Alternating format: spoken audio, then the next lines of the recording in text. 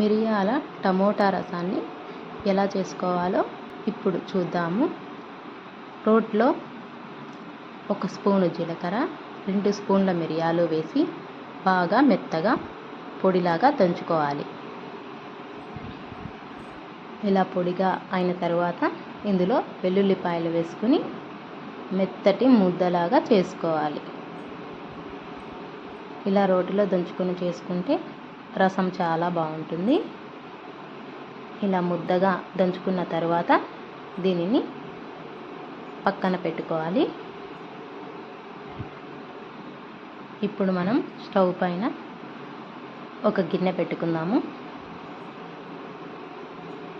ఇందులో కొద్దిగా ఆయిల్ వేసుకొని ఆయిల్ కాస్త హీటెక్కిన తర్వాత ఇందులోకి కొన్ని ఉల్లిపాయ ముక్కలు వేసుకొని ఇవి కొంచెం వేగిన తర్వాత కొద్దిగా కరివేపాకును కూడా వేసుకోవాలి.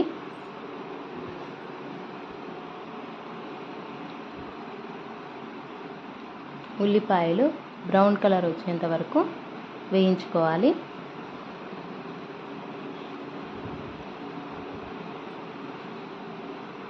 ఈ రసం జలుబు దగ్గు చేసినప్పుడు తింటే చాలా బాగుంటుందండి. గొంతులో కఫాన్ని తగ్గిస్తుంది. ఇప్పుడు టమోటాలు వేసుకుందాము.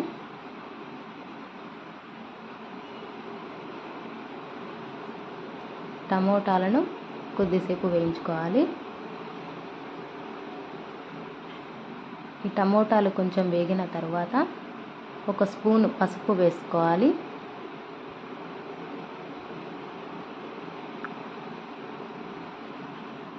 టమోటాలు పూర్తిగా మగ్గేంత వరకు మనం వేయించుకోవాలి.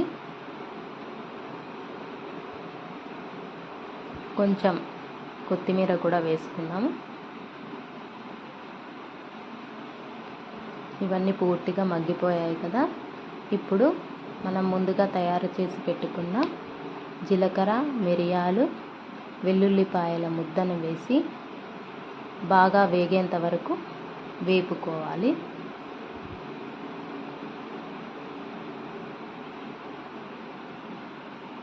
ఇలా బాగా వేగిన తర్వాత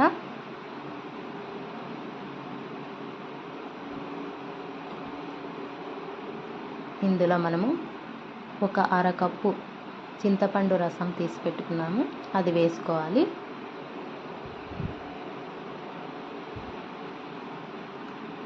ఇదంతా బాగా కలిసేలాగా కలుపుకోవాలి.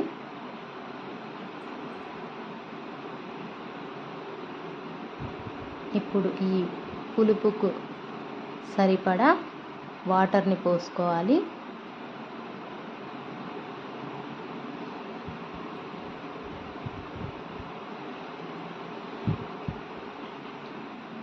ఎక్కువ పుల్లగా కావాలనుకుంటే వాటర్ తక్కువే పోసుకోవాలి. ఇప్పుడు రుచికి సరిపడినంత ఉప్పు కూడా వేసుకోవాలి. ఈ రసాన్ని బాగా మరగనివ్వాలి. ఈ రసం ఎంతసేపు మరిగితే అంత మంచి టేస్ట్ వస్తుంది. మొదట ఒక పొంగు వచ్చేంత వరకు హై ఫ్లేమ్లో పెట్టుకుని తరువాత సిమ్లో పెట్టుకొని ఒక 5 నిమిషాల వరకు బాగా మరిగించుకోవాలి. ఇలా మరిగితే మిరియాల ఘాటు అనేది రసంలోకి బాగా పడుతుంది. అంతేనండి, మిరియాల టమోటా రసం తయారైంది. చాలా బాగుంటుంది. ఒకసారి ట్రై చేయండి.